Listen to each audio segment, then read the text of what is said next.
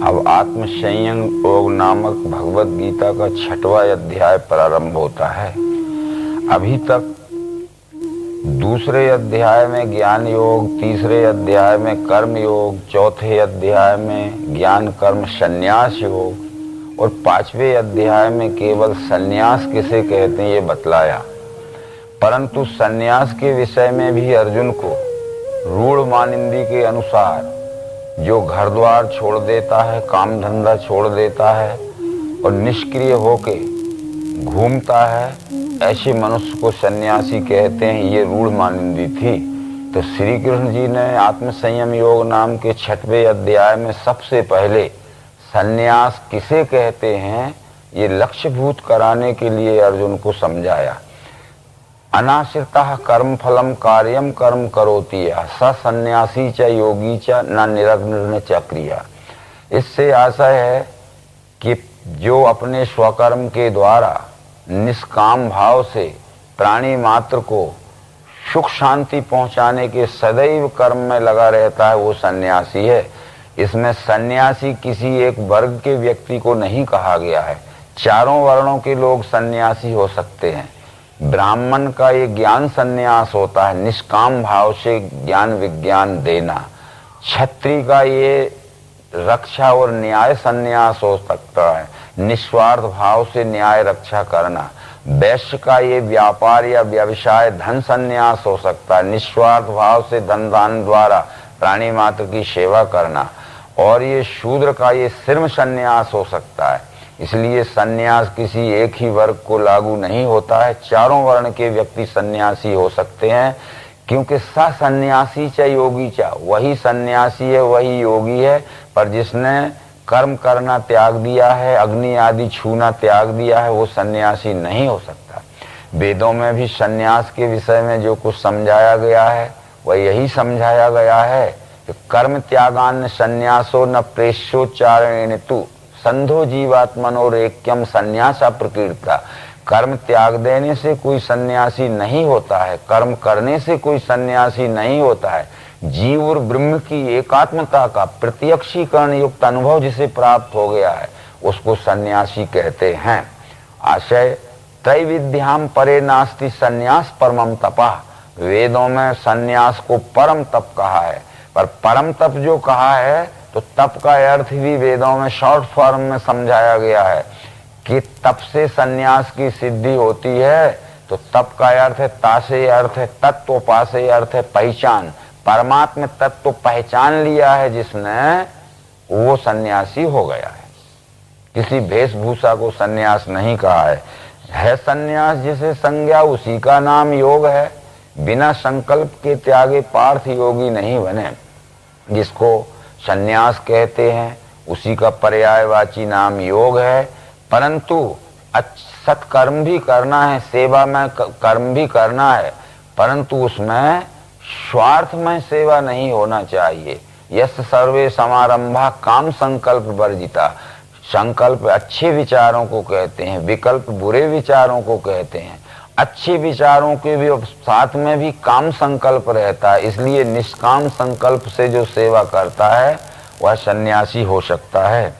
विषयों में नहीं प्रीति, कर्म में वीरता नहीं, संकल्प सभी त्यागे योगारूढ़ से कहा। यानी स्वार्थ संकल्प जिसने त्याग दिए हैं वो योगारूढ़ है, वही सन्यासी है। इसके आगे आत्म संयम योग नाम के इस अध्याय का स्पष्टीकरण कहते हैं कि जब तक मनुष्य शरीर, इंद्रियां, मन, बुद्धि और चित्त इसके अनुशासित नहीं होंगे, संयमित नहीं होंगे, तब तक किसी भी कर्म में सिद्धि नहीं मिल सकती। इसलिए सबसे पहले ये आत्म निश्चय प्राप्त करने के लिए हमें शरीर, इंद्रिय, मन, बुद्धि का अनुशासित या एकाग्र रखना जरूरी है। इसलिए उसके लिए यहाँ सामान्य विधान बताया गया है कि अकेला बैठ के योगी आशा संग्रह त्याग के जीत के मन बुद्धि को आत्मा के ध्यान में रहे। तब यहाँ ये है कि जिसको सदगुरु के द्वारा परमात्म दर्शन हो गया है, परमात्म दर्शन का निश्चय पक्का करने के लिए ये अभ्यास की स्थिति बतलाई गई है। अकेला बैठे चाहे सबके साथ में बैठे, यदि सदगुरु के द्वारा विश्व ही परमात्मा या निश्चय नहीं हुआ है तो फिर वो निश्चय पक्का करने के लिए अभ्यास तो करना पड़ेगा, पर निश्चय परमात्मा का हो गया है वो है। तो बैठना कैसे? काया गर्दन माथे को सीधा या चल स्थिर करे, दृष्टि नासाग्र में राखे, दिशाएं देख न तजे। इस मंत्र पे अनेक विद्वानों ने अनेक प्रकार के मतभेद किए हैं, परंतु जो शरीर के अंगों के नाम बतलाए गए हैं, काया कहते हैं कमर से गर्दन तक के स्थान को, गर्दन कहते हैं ये सिर से नीचे के और धड़ से ऊपर के हिस्से को, और माथा कहते हैं सिर के सामने वाले हिस्से को। बैठते समय शरीर यानी कमर से गर्दन तक का हिस्सा सीधा होना, गर्दन यानी सिर से नीचे और धड़ से ऊपर का हिस्सा सीधा होना, और माथा यानी ऐसा सीधा बैठना। दृष्टि नासाग्र में राखे तो नासिका के अग्रभाग में दृष्टि रखे, इसका मतलब है सीधा देखे, इधर उधर न देखे, क्योंकि दिशाएं देखना तजे ये निर्देश उसके साथ है। इधर उधर दृष्टि घुमाएंगे तो जिस वस्तु को देखेंगे मन उसकी ओर कुछ न कुछ प्रतिशत अपने विचारों से दौड़ेगा, तो उसकी 100% एकाग्रता भंग होगी। जब नासिका के अग्रभाग देखने का लोगों ने अनर्थ किया तो आदि शंकराचार्य को ये कहना पड़ा कि दृष्टिम ज्ञानमयी कृत्वा पश्येद ब्रह्ममयम जगत सदृष्टि परमोदारा ननाशाग्रवलोकनी। ज्ञानमय दृष्टि करो, यह जगत ही परमात्मा ब्रह्म स्वरूप यह देखो। सदृष्टि परमोदारा वही परम श्रेष्ठ दृष्टि है, ननाशाग्रवलोकनी। दृष्टा दर्शन दृश्य आदि विरामो यत्र भवेत्, दृश्य तत्रैव कर्तव्य ननाशाग्रवलोकनी। दृष्टा दर्शन दृश्य इस त्रिपुटी का भी जहाँ लय हो जाता है, वह दृष्टि प्राप्त करना ही हमारा ध्येय है। ननाशाग्रवलोकनी, नासिका के अग्रभाग को अवलोकन करने से कोई लाभ होना संभव नहीं है। इन सब विचारों को देखते हुए ये संपूर्ण सृष्टि परमात्मा स्वरूप है, यह निश्चय पक्का होने के लिए एकाग्र चित्त से शरीर इंद्रिय मन बुद्धि को वश में करके बैठे, ये निर्देश करने का यह मतलब है। परंतु वो आत्मा बंधु आत्मा का जिसने मन वशी किया, जिसने मन नहीं जीता, उसका सत्व तो वो करे। इसमें त्रिपुटी फिर आई।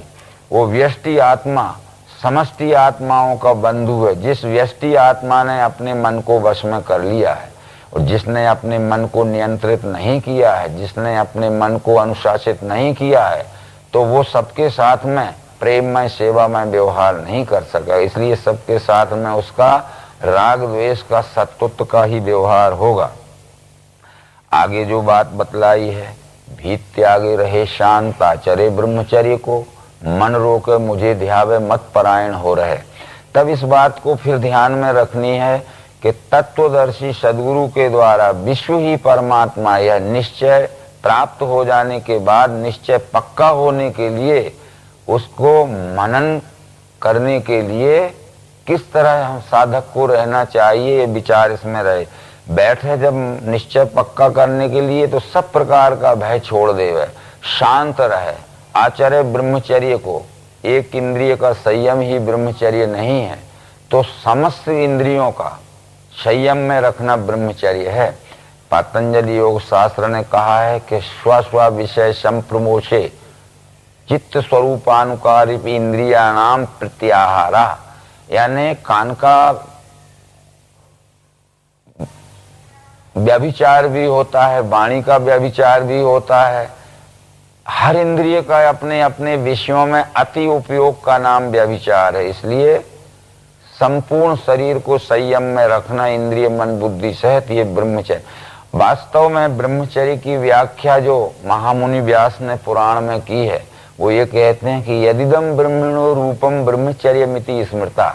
हमारे आयुष्य को यदि 100 भागों में बांट लिया जाए तो आयुष्य का प्रथम चरण जो 25 वर्ष का होता है, जन्म से लेकर 25 वर्ष तक, उसमें यह विश्व ही ब्रह्म है। गुरुकुल में यह निश्चय प्राप्त करने के लिए जो हम जाते हैं उसका नाम ब्रह्मचर्य है। यानी ब्रह्म को जानकर ब्रह्म के साथ आचार कैसे किया जाता है यह सीखने के लिए ये ब्रह्मचर्य कहा गया है। परंतु जब हम इस तरह विश्व ही ब्रह्म है इसको जानकर इस विश्व रूपी ब्रह्म के साथ हमें अपना सेवामय आचार करना सीखना ही ब्रह्मचर्य का कारण है। इंद्रिय संयम तो जरूरी, तब फिर हम गृहस्थ हो सकते हैं। गृहस्थ शादी कराना मात्र नहीं है, जिस वर्ण रूपी ग्रह के हम हैं उस अपने वर्ण रूपी ग्रह में हम स्थित हो जाएं। स्थित हो गए तो फिर उसका कार्य भी चलाना है, पृष्ठ होना पड़ेगा, उसका नाम वानप्रस्थ है। यानी अपने निज निज गुण कर्म के कार्यों का विस्तार पूर्वक हमें प्रचार प्रसार अथवा उपयोग में लाना, ये वानप्रस्थ। परंतु सब प्रकार के कर्म करते हुए उसमें फलाशक्ति न रहना ये सन्यास है। इसलिए ये पहले ही इस श्लोक में हमने कृष्ण जी के द्वारा ये समझ लिया कि अनाश्रितः कर्म फलम कार्यम कर्म करोति यह सन्यासी च योगी च न निरग्न च क्रिया। विश्व सेवार्थ अपने स्वकर्म के द्वारा फल इच्छा छोड़कर जो कर्म कर रहा है वो सन्यासी वही योगी। तो चारों वर्ण सन्यासी हो सकते हैं। ब्राह्मण का ज्ञान सन्यास हो गया, क्षत्रिय का न्याय रक्षण सन्यास होगा, वैश्य का आयात निर्यात व्यापार धन सन्यास होगा और शूद्र का श्रम सन्यास हो गया। सन्यास किसी एक ही वर्ग को लागू नहीं होता है। अपने अपने स्वकर्म को फलाशक्ति छोड़कर लोकहित के लिए व्यवहार करना ही सन्यास है। और आगे जो बात बतलाई गई है ये सब बातें शरीर के स्वस्थ अवस्था से संबंधित हैं। इसलिए युक्त आहार विहारी जो युक्त ही कर्म आचरें, युक्त है जागना सोना उनका योग दुखर है। जो अधिक खा लेते हैं जो भूखे ही निरा रहें, जो अधिक सोवें जागें उन्हें योग सदे नहीं। या तो अधिक खा लिया या भूखे ही निरे रहे हैं या अधिक सोते हैं अधिक जागते हैं तो उनका शरीर स्वास्थ्य ठीक नहीं होगा। शरीर स्वास्थ्य ठीक न रहने से उनका मन भी किसी कार्य में ठीक से ग्रहण करने योग्य नहीं रहेगा। शरीर का और मन का बहुत तदात्म संबंध है। यदि हमें कोई शारीरिक रोग हो जाता है तो हमारा मन नहीं लगता है। यदि कोई मानसिक व्यथा आ जाती है तो शरीर अपने आप शिथिल हो जाता है। महाभारत युद्ध में इस बात का प्रमाण है कि अर्जुन को कोई पेट में दर्द नहीं हुआ था, सिर में दर्द नहीं हुआ था, कमर में दर्द नहीं हुआ था, परंतु जब उसने देखा कि मेरे पुत्र पौत्र और भाई बंधु सब मारे जाएंगे तो उसको मानसिक धक्का लगा। तो स्वजनों को लखा कृष्ण युद्ध इच्छा से खड़े यहाँ, मेरे गात्र हुए ढीले, मुख भी सूखने लगा, ये देह कंपित होता है, रोमराजी खड़ी रही, यहाँ ठहरा नहीं जाता। यानी अपने आप उसका शरीर निष्क्रिय हो गया। इसलिए ये शरीर का मन का तदात्म संबंध है। तो शरीर स्वस्थ रखने से मानसिक स्वस्थता रहती है और मन का संतुलन ठीक रहने से शरीर कार्य करने में सक्षम रहता है। इसलिए ये आहार का संबंध है शरीर का और विहार का संबंध है मन से। इन दोनों का पूरा ध्यान रखना चाहिए। निर्वात स्थान में जैसे दीप ज्योति नहीं हिले वैसे ही आत्मयोगी का जित चित्त नहीं हिले। जैसे एक प्रकाश के दीपक के ऊपर हम कांच का आवरण लगा देते हैं तो हवा का धक्का नहीं लगता है तो प्रकाश की ज्योति हिलती नहीं है। वैसे ही जिनका चित्त पूर्ण रूप से जय हो गया है, कितने ही विषय वासनाओं के झकोरे और धक्के लगे, उसका चित्त किंचित भी विचलित नहीं होता है, चित्त स्थिर ही रहता है। इस तरह से ये आत्मयोग स्थिति होने की पहचान है। योग से स्थिर जो चित्त जहाँ विश्रांति है गए, यहाँ योग से अर्थ है ये दिव्य चक्षु योग के द्वारा जिसने विश्व ही परमात्मा है यह समझकर उसका निश्चय पक्का कर लिया है तो हर प्रकार का कर्म व्यवहार करते समय भी उसका चित्त किसी प्रकार की विषय वासनाओं के धक्के से विचलित नहीं होगा या विषय वासनाओं में फंसेगा नहीं। न तेषु रमते बुधा जो 5वें अध्याय में कह गए हैं कि उनमें ज्ञानी फंसे नहीं। जहां अपने में आप देख के आत्मतोष है, यहाँ भी त्रिपुटी आ गई। अपने में आप देख के, अपने में यानी साकार में, आपको यानी निराकार को देख के यानी पुरुषोत्तम भाव से, यानी साकार में ही निराकार रूप से परमात्मा व्याप्त है, ऐसा निश्चय पक्का होके ही आत्म संतुष्टि हो जाती है। फिर किसी तरह की उसके उस अंतःकरण में संशय धर्म की स्थिति नहीं रहती। अंत का सुख जो है सो बुद्धि देखे न इंद्रियां, जो मिलने से अन्यत्र अधिक लाभ नहीं गिने, जहां स्थिति होगी तीव्र दुख में भी नहीं है। जो अंत का सुख है वह जीव ब्रह्म की एकात्मता जन्य अचल स्थिति है। सर्वांग योग शास्त्र में ये समझाया गया है, आदि का सुख है स्थूल सांसारिक पंच भौतिक क्षर भाव के भोग, आदि में क्षर का भाव देखना निज बुद्धि से। मध्य का सुख है, भरी है मध्य में इसके अक्षर ब्रह्म मिठास वो, और अंत का सुख है जहां आदि और मध्य दोनों लय हो जाते हैं। अंत में पद सो पावे, वेदों में श्रेष्ठ जो कहा। इसलिए आदि क्षर है, मध्य अक्षर है, और आदि मध्य दोनों जहां लय हो गए वो अंत में वो पुरुषोत्तम है। वो अंत का सुख बुद्धि, निश्चयी बुद्धि उसको देखती है, मन और इंद्रियों से वो लक्ष्यभूत नहीं होता है। जहां स्थिति होगी तीव्र दुख में भी नहीं हिले। जो मुझे विश्व में देखे, मेरे में विश्व को लखे, उसी के दृष्टि में मैं हूं, वो मेरे दृष्टि में बचे। कृष्ण जी यहाँ ये कहना चाहते हैं कि जो अपने को संपूर्ण विश्व में और विश्व को अपने में अंश अंशी भाव से प्रत्यक्षीकरण की युक्ति से दिव्य दृष्टि से देख लेता है, तो बराबर उसकी दृष्टि में सदैव विश्वरूप चारों ओर देखता है। विश्वरूप पाहे पाहे चहु कड़े तोची दिसे, इस तरह से अपने को दिखता है। तो ये निश्चयात्मिका बुद्धि, जिसे व्यवसायी बुद्धि कहा है, वो परमात्मा निश्चय कर पाती है। आगे का जो विचार है, आत्मा को सब भूतों में, भूतों को आत्मा में लखे। योग युक्त स्थिति वाला सर्वत्र समदृष्टि का, वो परमात्मा संपूर्ण चराचर सृष्टि में है। संपूर्ण चराचर सृष्टि परमात्मा में ही है। एक दूसरे से एक दूसरा कथन मात्र के लिए भिन्न है, सब में वह है, उसमें ही सब है, ये समझाने के लिए मात्र कहा गया है।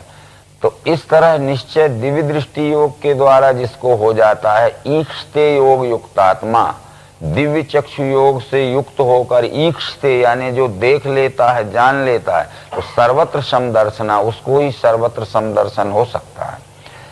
ये आगे के विचार जो हैं, भूतों में स्थित मेरे को जो भजे एक दृष्टि से, ये संपूर्ण चराचर सृष्टि में एक ही परमात्मा है। इस तरह जो द्वैत दृष्टि छोड़कर मत पंथ संप्रदाय की शब्द ज्ञान की दृष्टि छोड़कर दिव्य चक्षु के अद्वैत दृष्टि से सप्रयोग देख लेता है, सो कैसे भी रहे तो भी मुझ में ही सदा रहे। फिर उसकी रहन सहन, चाहे वो शाही महल में रहे, चाहे घास के झोपड़े में रहे, चाहे सड़क के किनारे रहे, अथवा अपने शरीर की किसी भी तरह की रहन सहन पसंद हो उसको, परंतु भूतों में स्थित मेरे को जो भजे एक दृष्टि से, सो कैसे भी रहे तो भी मुझ में ही सदा रहे। इसके सरल अनुवाद बहुत से संतों ने किए हैं कि साईं से सच्चे रहो, सबसे सरल स्वभाव, चाहे लंबे बाल रखो, चाहे घोंट मुड़ाओ। ये विश्व ही परमात्मा यह जानकर ये निष्काम भाव से अपने स्वकर्म द्वारा उसकी सेवा करो, फिर चाहे तुम बाल रखो और चाहे सिर घुटाओ, इससे कोई फर्क नहीं पड़ता है। हे पार्थ, योगियों में जो सर्वत्र सुख दुख में देखे आप सरीका ही, वो योगी प्रिय है मुझे। परंतु योगी तो सब हो सकते हैं, पर वह योगी मुझे विशेष प्रिय है जो सर्वत्र सुख दुख में देखे आप सरीका ही। अपने ऊपर जो व्यक्तिगत परिस्थितियां आती हैं, जब हमारा कोई अपमान करता है तो हमें बहुत बुरा लगता है, इसी तरह हम भी किसी का अपमान करेंगे तो उसको भी उतना ही बुरा लगेगा। हमारा कोई सम्मान करता है तो हमें बहुत आनंद आता है, हम भी किसी का सम्मान करेंगे तो उसको भी आनंद आएगा। यानी जो कुछ हमारे को अच्छा और सुख शांतिमय दिखता है, वही तो सबको अच्छा और सुख शांतिमय है। क्योंकि सब में वह एक है, तो जो एक की परिस्थिति वह सबकी है और जो सबकी परिस्थिति वह एक की है, ऐसा अनुभव जो करता है वो कैसे भी रहे तो भी मुझ में ही सदा रहे। ये बात सुनकर अर्जुन के मन में एक प्रश्न आ गया कि समत्व योग जो तुमने कहा, ये मधुसूदन मन की चंचलता से मुझसे हो नहीं सके, ये समत्व योग कहते हैं दिव्य चक्षु योग को। ये दिव्य चक्षु योग के विचार हे श्री कृष्ण जो आपने मुझे समझाए हैं, मेरा मन बहुत चंचल है। ये चंचल मन इस समत्व योग के दिव्य चक्षु योग के विचारों को ग्रहण करने में रुचि नहीं रखता है। तो मन चंचल है, कृष्ण ने अन्यायी दृढ़ शक्ति का असाध्य रोकना इसका दीख है वायुषा मुझे। ये मन चंचल है, अन्यायी है, बलवान है, इसका रोकना असाध्य है। जैसे वायु के वेग को कोई रोक नहीं सकता है, ऐसे मन की गति को भी कोई रोक नहीं सकता है। समस्त भगवत गीता में श्री कृष्ण ने अर्जुन की एक बात को ही मान्यता दी है केवल। यहाँ कृष्ण जी कहते हैं कि फिरता रहे नहीं बैठे मन ये पार सत्य है, अभ्यास और वैराग्य इनसे कौन ते रुके। ये मन चंचल है, अन्यायी है, बलवान है, इसका रोकना असाध्य नहीं है अर्जुन, कष्ट साध्य जरूर है। क्योंकि अभ्यास और वैराग्य इनसे कौन ते, धीरे धीरे अभ्यास करो, धीरे धीरे मन में विकार वासनाएं उनको क्रमशः निकालो।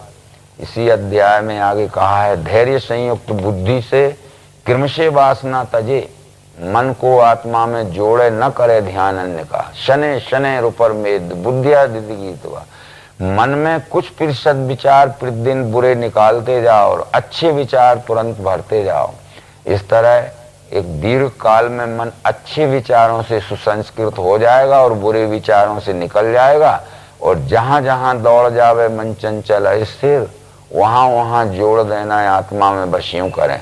क्योंकि परमात्मा अनुभव सदगुरु से हो गया है, वो अनुभव अंतःकरण में पक्का स्थिर होने के लिए यही अभ्यास करो कि मन जहां जाता है वो व्यष्टि सुख भोग की आसक्ति न देखे, वो परमात्मा स्वरूप की सेवा ही देखे और सेवा से ही अपने में सुख शांति का अनुभव करे। ये बात कृष्ण जी ने समझाई। परंतु ये बात जरूर कृष्ण जी साथ में कह रहे हैं कि असंयमी को ये योग प्राप्त होता नहीं कभी, मिले आत्मवशी को ये मनोजय स्वकर्म सो। जिनका शरीर, इंद्रियां, मन, बुद्धि, चित्त आदि अनुशासित नहीं रहते हैं, यानी नियंत्रण में नहीं रहते हैं, उनको ये परमात्म दर्शन कभी नहीं हो सकता है। मिले आत्मवशी को ये मनोजय स्वकर्म के, निष्काम भाव से स्वकर्म द्वारा जो सेवा करता है अवश्य ही उसका को परमात्मा अनुभूति हो सकती है। जब यहाँ एक विचार आता है कि स्वकर्म से परमात्मा की सेवा होती है कि स्वकर्म करने से परमात्मा की प्राप्ति होती है, तो भगवत गीता ने ये समझाया कि निष्काम भाव से अपने गुण कर्म के द्वारा जो सेवा करता है तब उसका अंतःकरण शुद्ध होता है, और जब अंतःकरण शुद्ध होता है तो परमात्मा अनुभूति होती है। इसलिए योग इच्छा वाले मुनि को है उपाय स्वकर्म ही, यानी परमात्म योग की, जीव ब्रह्म की का योग जिसे प्राप्त करना है तो वो स्वकर्म द्वारा निष्काम भाव से सेवा करे तो अंतःकरण शुद्ध होगा। वर्ण के कर्म से चित्त शुद्धि होती है और चित्त शुद्धि होने के बाद परमात्मा अनुभूति हो जाती है। इसलिए परमात्मा अनुभूति प्राप्त करने के लिए सबसे पहले अंतःकरण शुद्धि की जरूरत है। अर्जुन ने फिर पूछा, अर्जुन बोला, श्रद्धा युक्त कर्मयोगी योग से भ्रष्ट चित्त है, योग सिद्धि नहीं पाता, कृष्ण क्या गति है तिसे। ब्रह्म भाव महाबाहु नहीं है प्राप्त मोह से, दोनों से भ्रष्ट है तिसका मेघसा नाश तो नहीं। मेरी यह शंका कृष्ण मिटाने योग्य आप हैं, बिना तुम्हारी ये शंका दूसरा कौन खो सके। साथ साथ अर्जुन मन में ये भी समझता जा रहा है कि मैं बहुत बड़ा परोक्ष ज्ञानी विद्वान हूँ, यदि मैं ये प्रश्न किसी से करता तो मेरे प्रश्नों का उत्तर देने वाला कोई नहीं था। इसलिए कृष्ण को कहता है कि मेरी यह शंका केवल आप ही मिटा सकते हो, आपके सिवाय ऐसी मेरी शंकाओं का समाधान करने वाला मुझे कोई नहीं दिखता है मानव लोक में। श्री भगवान बोले, पार्थ उसका यहाँ आगे नाश होता नहीं कभी, कल्याण इच्छा वसी जिसको दुर्गति क्यों मिले उसे। वो पुण्यवान लोगों के साथ में भोग भोग के योग भ्रष्ट जन्म लेवे निर्मल श्रीमान के यहाँ, अथवा धीमान योगी के कुल में जन्म है मिले। इस लोक में जन्म ऐसा होना दुर्लभ है बड़ा। जिसने परमात्मा अनुभूति प्राप्त कर ली है और परमात्मा निश्चय पक्का करने के लिए जो मनन में लगा हुआ है और मनन उसका पूरा नहीं हुआ है और उसका शरीर त्याग हो गया है, तो क्या जहाँ तक उसकी मंजिल गई है वहीं उसका समाप्ति हो जाती है कि आगे उसका क्या होता है? तो कृष्ण जी ने ये उत्तर दिया कि पार्थ उसका यहाँ आगे नाश होता नहीं कभी, कल्याण इच्छा बसी जिसको दुर्गति क्यों मिले उसे। देह त्याग के समय जिसको आत्म अनुभव अधूरा रह गया है, आत्म स्थिति पक्की नहीं हुई है और देह त्याग हुआ, तो वो संस्कार लेके भविष्य का जन्म वो धारण करेगा। और जहां तक पूर्व जन्म में उसका आत्म अभ्यास हो गया है और भविष्य जन्म लेते ही वहां से आगे बढ़ने के लिए अपना पूरा निश्चय पक्का करने का प्रयत्न करेगा। परंतु उसके साथ ये योग भ्रष्ट जन्म लेवे निर्मल श्रीमान के यहाँ, श्रीमान के साथ में निर्मल विशेषण लगा हुआ है। और अथवा धीमान योगी के कुल में जन्म है मिले, अथवा बुद्धिवान योगी के कुल में जन्म मिलता है, जहाँ के उसका जो अधूरा योग रह गया है उसको पूरा करने के लिए बाल्यावस्था से ही उसको सब प्रकार की साधन उपलब्ध हो जाते हैं। आगे जिज्ञासु यश बालपने से ही खींचे पूर्वाभ्यास से, वो बाल्यावस्था से ही अपने आत्म स्थिति को पक्का करने के लिए प्रयत्न में लग जाता है। जिज्ञासु रपि योगस्य शब्द ब्रह्माति वर्ते। इस मंत्र में ये बतलाया गया है कि जिस ब्रह्म को शब्दों में सुना गया है वो शब्दों में सुने हुए ब्रह्म के अतिवर्तन में पहुंच जाता है, यानी शब्दों में सुने हुए को प्रत्यक्ष देख लेता है। जैसे यहाँ से कोई व्यक्ति शब्दों में सुन ले कि केंद्रीय अध्यात्म विज्ञान शाला मध्य प्रदेश के खंडवा जिले में नर्मदा तट पर एक बहुत बड़ा विद्यापीठ है, ये शब्दों में सुना और उसको देखने के लिए चला, रास्ते में रात हो गई, कोई बाधा आई तो वहीं रुक जाएगा, पर दूसरे दिन सवेरे होते फिर आगे बढ़ेगा और उस शब्दों में सुने हुए विज्ञानशाला को शब्द ब्रह्म अतिवर्तते, यानी सुने हुए के अतिवर्तन में चला जाता है, यानी प्रत्यक्षीकरण में देख लेता है।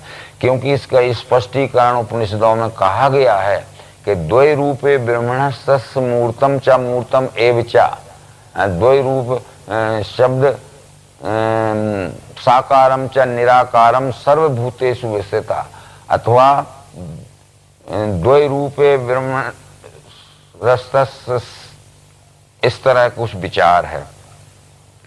अनेक जन्म की सिद्धि सब पाप धुला हुआ, स्थायी उद्योग का कर्ता योगी श्रेष्ठ गति लहे। अनेक जन्म की सिद्धि उसके पास रहती है और उसके द्वैत रूपी सब पाप धुल गए हैं और अद्वैत स्थिति में पहुंचने के लिए वह निरंतर प्रयत्नशील रहता है।